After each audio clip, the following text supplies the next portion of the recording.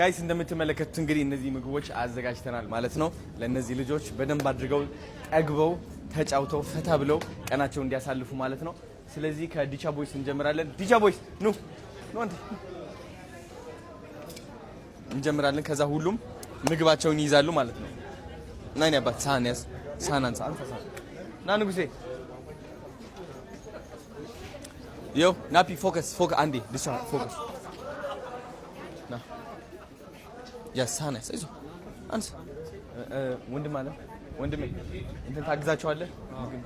እሺ ነፂ አክበረት